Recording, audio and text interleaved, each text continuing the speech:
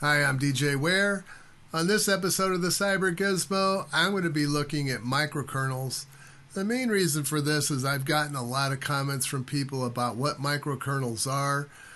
And I think the problem here is that we've been told what microkernels are by people that are trying to shape it in the way that their commercial implementations are being done and have no regard for what the intent of it actually was when it was introduced. So I'm going to try to clear up some of the misconceptions about microkernels.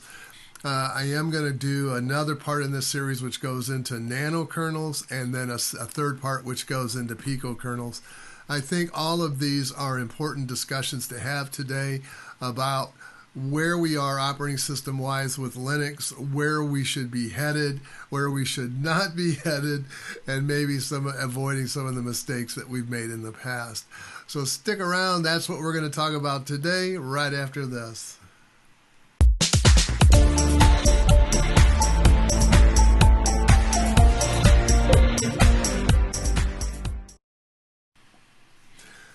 So I guess the important thing to talk about when we're talking about microkernels or nanokernels or picokernels, what are they and why were they invented? What was the whole reason behind spending the effort, spending the time to bring these things to light? What was it we were trying to accomplish? So I guess the first thing we probably should start with is the basics. For those of you who do not know what a kernel is, what is it? So it is a computer program. It is a piece of code that is written and executes like any other computer program as far as the CPU is concerned, but it does introduce some concepts, architectures, and protection around the system resources to prevent unexpected system crashes, or maybe a program that has gone completely nuts and is trying to take over the entire system. It's how to manage those kinds of resources. So it is. So the kernel sits at the core of the operating system. It is not the operating system itself, unless you're talking about monolithic kernels. But in microkernels, a kernel is just that piece of core code upon which you can then build the elements of an operating system around it. But when we're talking about microkernels, a microkernel by itself is not an operating system.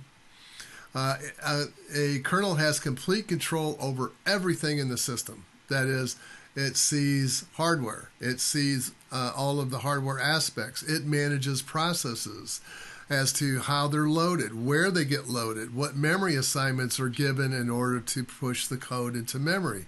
And then it schedules the execution of those processes and manages it so that one process, unless it's given a different priority, doesn't receive more CPU cycles than any other process. At least that is the goal, right? It also it's loaded typically now.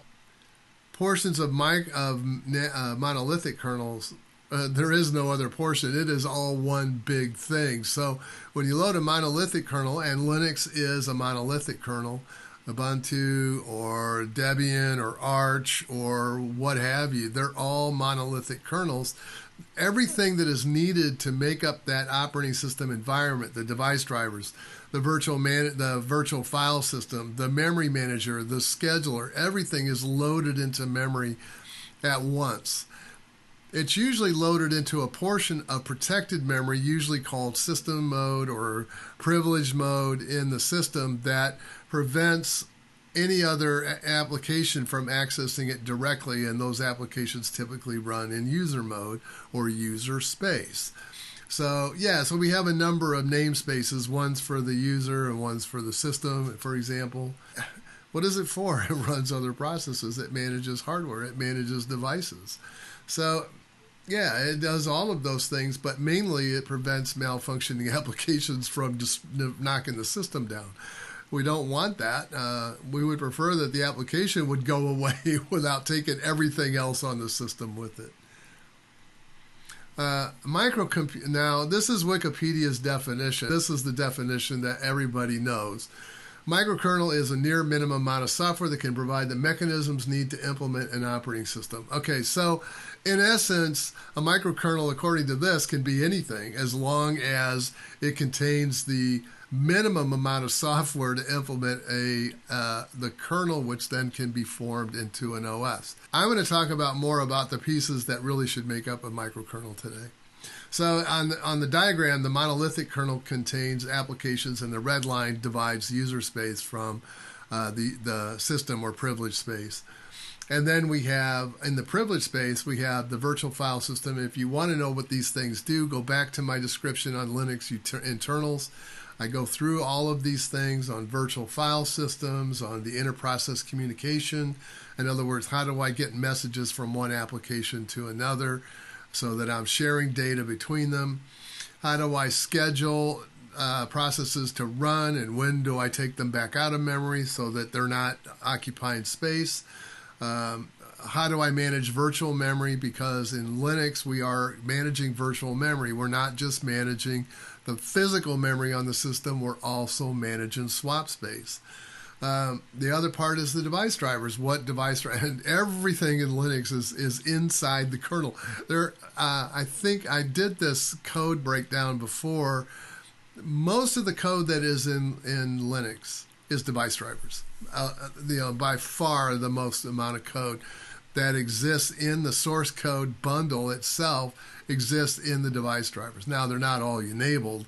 You have to recompile the kernel to turn on device drivers that you want or turn off device drivers that you don't want. Some of them are turned on by default. Some of them are turned off by default. So it depends on your distro. It depends on your Linux kernel that you're downloaded. It depends sometimes on the version of the Linux kernel, which device drivers you're going to see, because as the new versions of the Linux kernel come out, new device drivers are added. So, and then finally you have hardware, which ultimately is the thing the operating system is trying to manage so that your applications don't have to. So, yeah, back in the day, we had to do that. Where did microkernels actually come from, and how long have they been around? Well, Per Bench Hansen in 1969 invented what is now called the root of microkernel architecture. So why? Why did he do this? He had a system that he was in charge of, and he was in charge of developing the operating environment for this system called the RC4000. It was a real-time computer. It was used to control, I think, a number of devices and things. It was not a computational computer. I believe it was a real-time embedded type machine which managed other maybe lab environments. I don't know. This was way before my time. So the RC4000 needed an operating system so that they did not have to customize this machine to a particular thing that was needed by the customer for it to manage.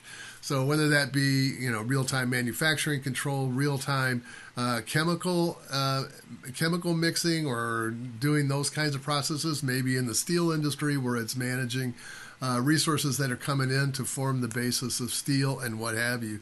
But they didn't want to have to redo that every single time they sold it to a new customer. So Hansen set out to develop a system where they didn't have to customize it every single time. And so he designed a real-time control kernel upon which an operating system could be built. So again, he didn't build the operating system, he built the kernel, and then the operating system would be formed around that. So that avoided a lot of custom development that they would have had to incur the cost of doing. And somewhere along the line, that cost would get passed on to their customers, whether it be in the price of the machine, the price of the software, or the support, whatever they offered after that would get passed on to them. So reducing that amount of work up front reduced the cost of the machine and the support. The other thing that the RC4000 multi-programming system did was it provided for batch and time sharing as well. So it really had both elements in it. Was it ever commercially developed? Yes. So RC4000 kernel was an extensible nucleus architecture. So they could add on features to that kernel as they needed them for whatever particular thing that machine was trying to accomplish for a customer. And also that the kernel traces its roots back to the RC4000. So microkernels, you can trace it all the way back.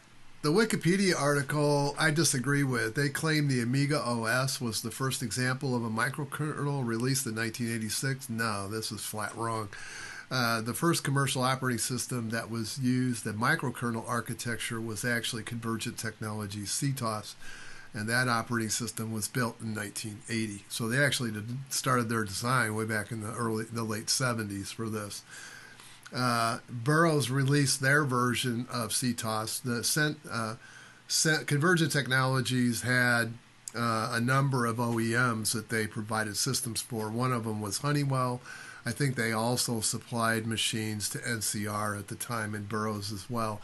Burroughs later merged with Sperry to form Unisys, and Unisys later bought Convergent Technologies, and it became part of Unisys. So, but Burroughs released their version of BTOS in 1981, and the two machines are here on the right. The Convergent Technologies AWS. It was similar in design to the B21, which was below there. And it was based on an Intel 8086. And I remember the funny thing about it was, I mean, we would always compete the machine against people who were like wanting to buy the IBM PC, which had nothing. This machine had a network. It had the ability to create servers. It had the ability to run multiple applications at the same time. It had the ability to do real-time scheduling. It had a very sophisticated schedule management in it, and it could read files no matter where they were in the network, and that was all part of the construct of the designing the file name in the first place. So there was no RPC, no remote procedure call on this.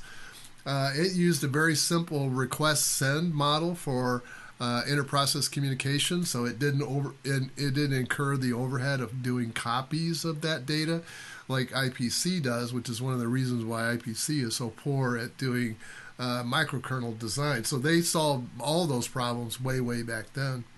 They sold about 800,000 of these machines. I think Convergent Technologies did, and I don't know. Burroughs had a license to manufacture their own, and I don't recall how many machines they sold as well. But it was commercially viable even up to, I think, the year 2001. So they continued to manufacture a machine in that space. So Ctos, BTOS, it's written in PLM. That was an algo-like language that was developed by Intel. They had their blue machine and their white machine. I know the blue machine was really meant for hardware design. The white machine was meant for operating system design. But yeah, so Convergent could have used that machine from Intel, but they felt it was just totally inadequate to what they were trying to accomplish with their design. So they developed their own hardware, and then they developed their own operating system around it. But the services could be called locally or remotely, and again, there was no RPC needed because the system calls used a RC number, and it would look up what system in the cluster was running that service. It knew. The operating system kept track of where the services were running. So all you had to do was request the service, and off it would go by request number. So the developers could custom link additional OS features, or they could delete OS features on the fly. It was pretty cool. I mean, you could just go in. You didn't have to relink anything. You didn't have to recompile anything. You just custom linked those features into the OS and deleted them. A lot of people, when I was making comments about the microarchitecture, saying, "Oh no, that's not part of microkernels," and it's like, BS. Yes, it is. Yes, it was. And there's the first example of where it was used. So, supported transparent. It also supported transparent peer-to-peer networking.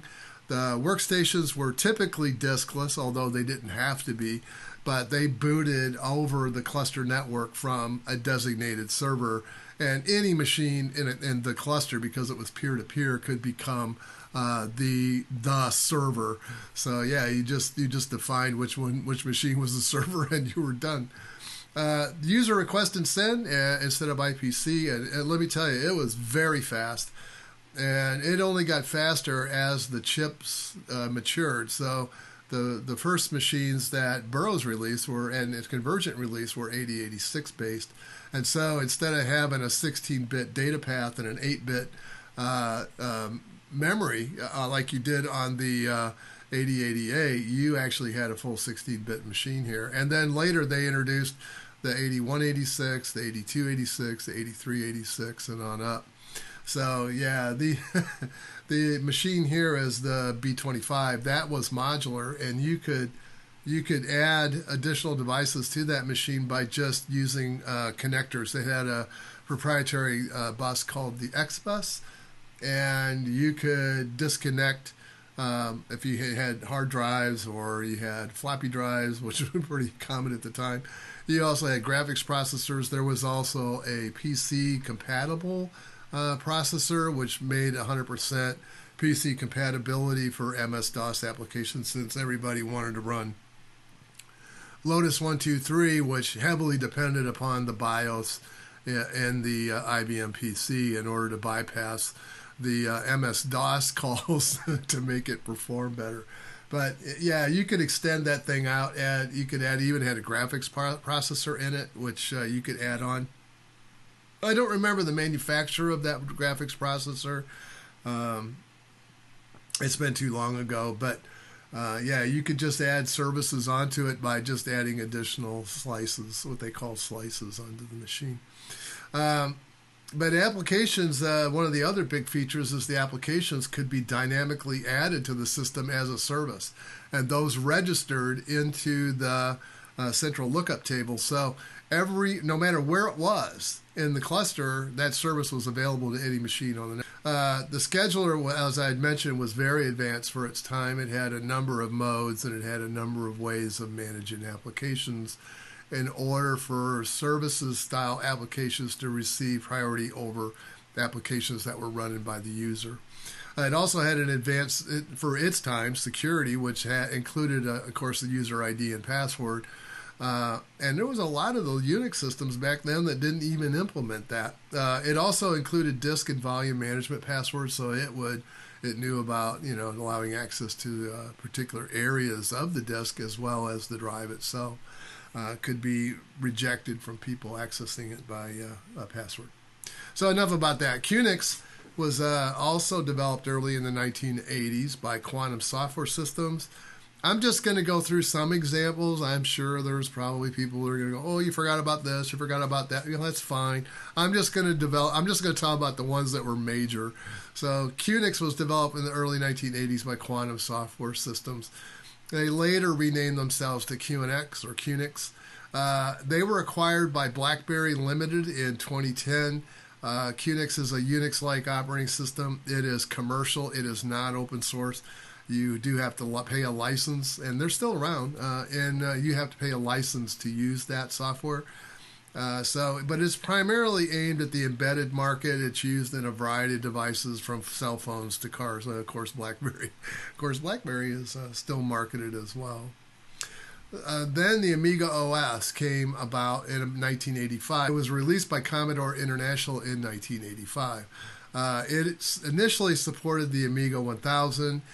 And by the way, Amiga OS is still actively developed today. I mean, they're on version 4 or something. It was a single user operating system. It did not have multi-programming when it was initially released. I don't know where it's at now, but it initially, one of the big problems with Amiga OS is, I mean, don't get me wrong, it was very advanced. It did a lot of really cool things. It introduced a lot of commercial applications of how to use GUIs, of how to write GUI applications, which influenced Windows.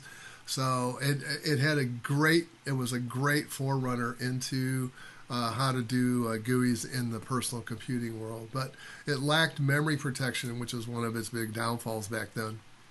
But it did have a very fast messaging passing performance. So its version of microkernels was supported by messaging as well, and that went very fast because, again, didn't have memory protection. It didn't need to copy the message in between the user space and the system space. So because it didn't have that, so yeah, it was very fast at doing its job. The Mach kernel was developed by Carnegie Mellon University in 1985 as well. One of the Mach introduced a lot of new concepts as far as microkernel architecture was concerned. Their worries at the time, and the reason why they developed Mach, was they felt that the Unix kernel was getting too complicated, too bloated, as device drivers were brought in. And of course, whenever you do that, you have this tendency to leave the old ones around because somebody somewhere might be using those. And so, so the source code for the kernel of Unix was getting larger and larger. Of course, this was well before the time frame of Linux. So it suffered from poor performance because it based its message passing on IPC, which had some overhead involved in order to protect the memory and also to move the message when it was traversing between user space and the privilege modes in the system. But Mach kernels formed the basis for the GNU herd, also Apple's XNU kernel.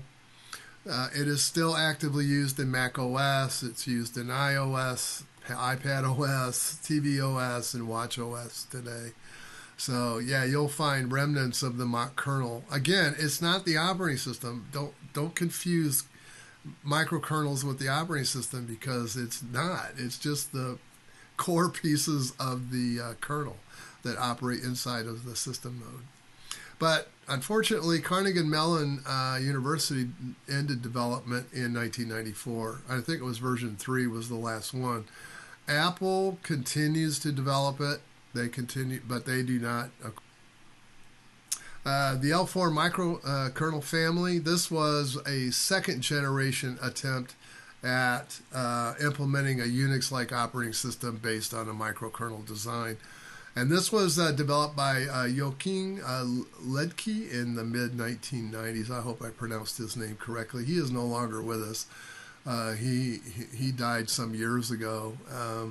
But he made many improvements to the microkernel architecture, including a much improved interprocess communication architecture, which instead of being based on kind of the copy and move kind of architecture that IPC is built on, he built one on a simpler mechanism, which basically did direct message passing, similar to the way Ctos implemented theirs and so forth. It also had asynchronous in-kernel buffering process communication, which helped so that it didn't have to do a blocking wait, so that helped performance of the system overall. L4 is still actively developed today. I know that the latest version of it, I think it was last year in April. Last time I looked. But L4 also forms the basis of exokernels, and we haven't talked about those at all, but those are typically used, and not always, so this is not a generalization, it's an example.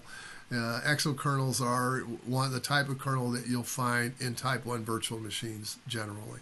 So in L4 is around. You'll also may see mention of L3. L3 was the initial version of the microkernel that Joachim worked on, and then as it matured, it became the L4 kernel. And then, of course, it uses Linux as the rest of the basis for the operating system to surround it. So, it is it does not have an ISO file. It is delivered in source code, and so if you're interested in this, it's advanced. It'll take you some time to install it.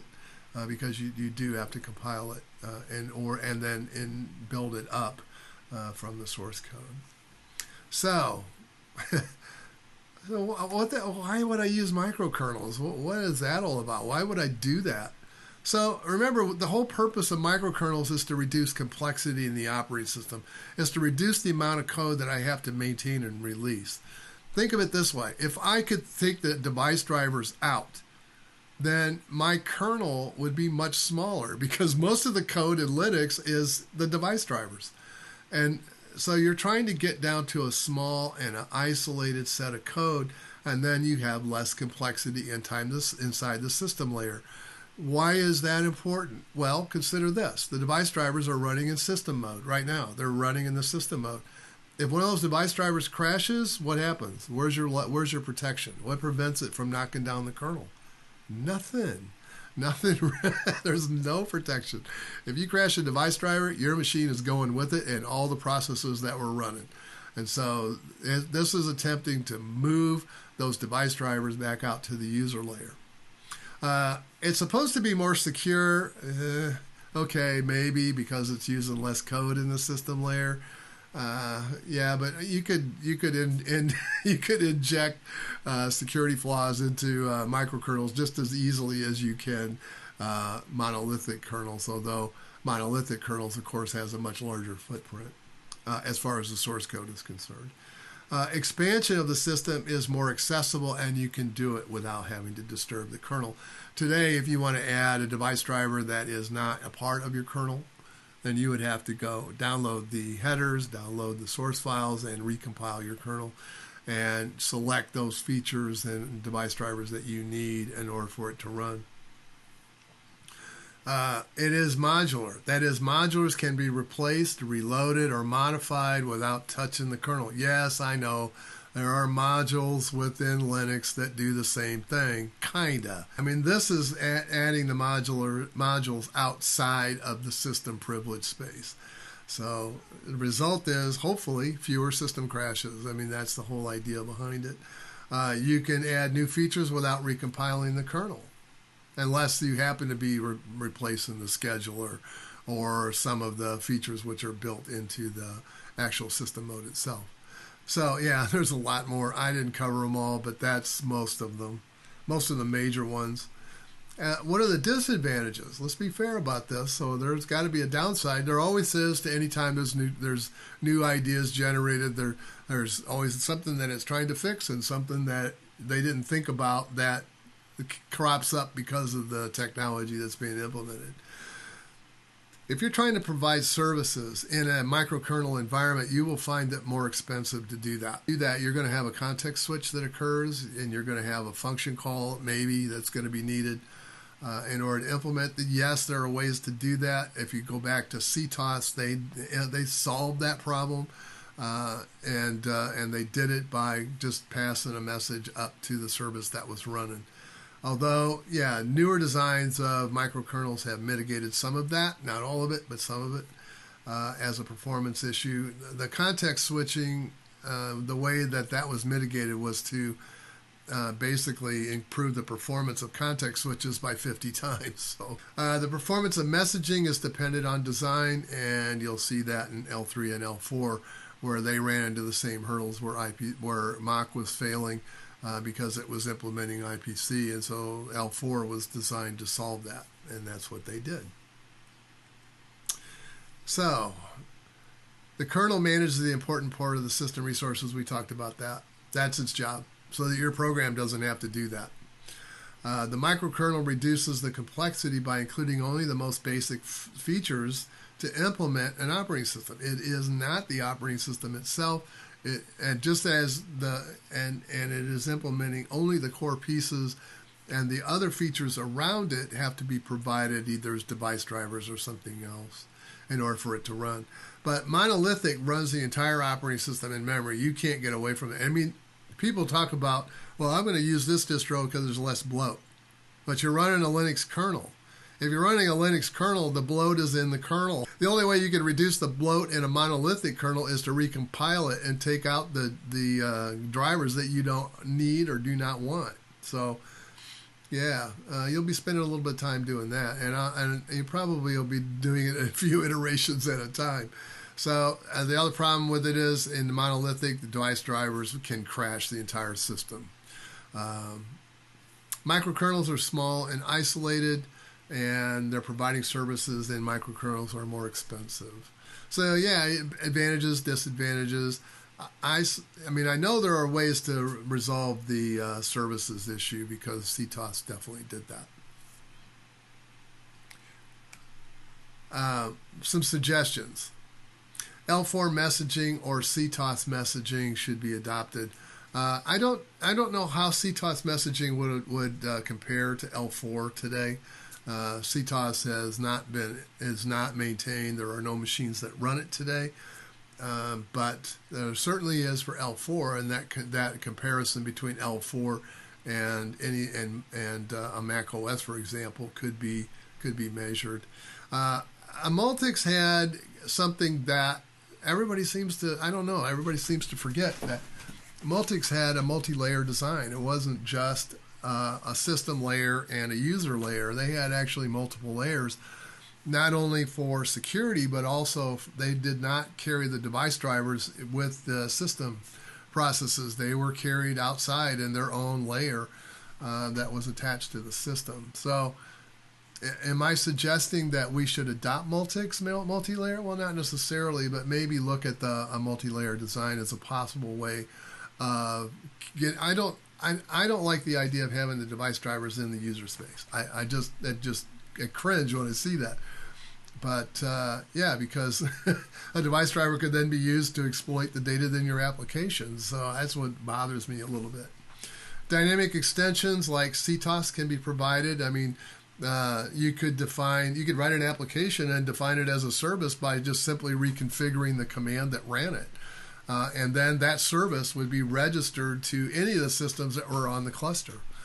So, and they could all use it dynamically. They didn't have to, the Ctos clients or the systems that were running as workstations, they didn't need to know where the service was. They just called the service. And the operating system managed it. It just, it's over here on this machine, or it's over there on that machine, or it's out across this remote path over to a server running in a different city. I mean, it was very sophisticated on how it did things. RPC, I think messaging would be without location, with being location agnostic like Ctos did, would be a lot more intelligent. It was much faster. We did tests. We had RPC on the machine that came about later because some customer wanted it. But RPC messaging, which is location agnostic, that is a key feature of Ctos that it had, and it was very good, very well worked. It worked very well.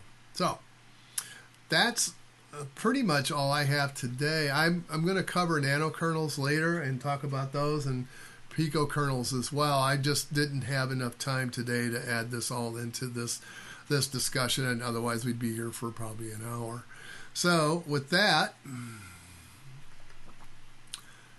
microkernels. I mean, there's a lot of definitions of microkernels. Be careful.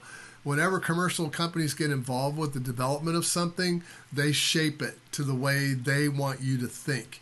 So the reason for microkernel design was to make things easier to develop, to make it modular, to be able to take Legos and assemble an operating system out of that very quickly and still maintain a very central core set of code, which was running in the privileged state, and for the most part keeping everything else outside of that, so that crashes in device drivers wouldn't knock down your system, crashes in the application aren't going to knock down your system, but you still could have a scheduler fault, for example, which could cause a crash to the system. So you're not getting rid of it, you're just minimizing it. So that's really what microkernels are all about to me and to the inventors of it. How it's described by Google and Wikipedia and Amazon, those are going to be defined according to the way they want it to be defined, and not the way it was originally intended. Hope you enjoyed this today. If you did, please like and subscribe. Hope to see you all again real soon, and bye for now.